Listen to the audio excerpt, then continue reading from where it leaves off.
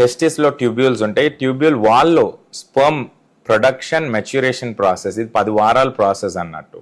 So ఈ 10 వీక్స్లో మనకు FSH LH hormone level correct ఉంటే స్పర్మ్ మెచ్యూరేషన్ అనేది జరుగుతుంది. కానీ టెస్టిస్ ఆర్గన్లోనే డ్యామేజ్, ఏదైనా స్మోకింగ్, ఆల్కహాల్ ఆర్ ఎప్పుడైనా దెబ్బ తాగి టెస్టిస్కి బ్లడ్ సప్లై తాగిపోతే ఆర్ వైరుబిజాలు ఉంటే, వ్యారికోసిల్ ఉంటే, ఇలాంటి అన్ని కారణాలతోటి డైరెక్ట్ టెస్టిస్ ఆర్గనే చిన్నగా అయిపోవచ్చు, దానిలో చేంజెస్ వచ్చేస్తాయి వాల్లో.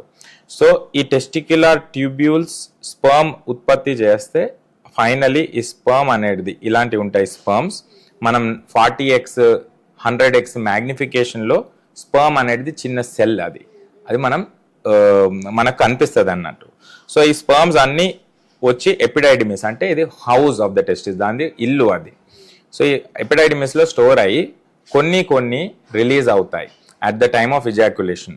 సో ఎపిడైడిమిస్లోనే డక్టింగ్, స్కారింగ్ అలాంటి డ్యామేజ్, బబుల్స్ లాగా ఆర్ రబ్బరీ కన్సిస్టెన్సీ వచ్చేస్తే స్పర్మ్కి యాక్టివ్ మోటిలిటీ అనేది, దానికి నరిష్మెంట్, దానికి ఫుడ్ అనేది ఏమి దొరకకుండా స్పర్మ్స్ అన్ని చనిపోతూనే ఉంటాయి దాంట్లో.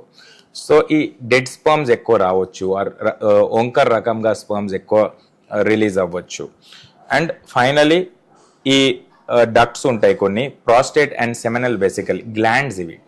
సో ఈ గ్లాండ్స్లో కూడా infection can cause the scarring. అక్కడ ఏమైనా బ్లాక్ వస్తే లిక్విడ్ వాల్యూమ్ కూడా తగ్గిపోతుంది. సో నార్మలీ 3-4 రోజులు అబ్స్టినెన్స్ తోటి స్పర్మ్ శాంపుల్ ఇచ్చిన పేషెంట్, సెమెన్ శాంపుల్, వాళ్ళకి మినిమం వాల్యూమ్ అనేది 1.5 ml అబవ్ ఉండాలి, 6 ml వరకు కూడా ఉంటుంది. కానీ ఇలాంటి కేసెస్లో మనం చూస్తుంటే 0.3 ml, జస్ట్ 2 drops ఇస్తారు శాంపుల్. సో అప్పుడు మనం ప్రాస్టేట్ ఆర్ సెమినల్ వెసికల్లో కూడా ప్రాబ్లం ఉందని అనుకోవచ్చు. And last of course the sexual performance, urethra కూడా ఒక్కొక్కరికి కింద ఓపెనింగ్ ఉంటుంది, యూరినరీ ఓపెనింగ్, సో కరెక్ట్గా రిలీజ్ అవ్వదు. సో ఇలాంటి కారణాలు మేల్ రిప్రొడక్టివ్ సిస్టమ్కి ఎఫెక్ట్ చేస్తాయి, స్పర్మ్ అండ్ ఫర్టిలిటీకి ఎఫెక్ట్ అవ్వదు.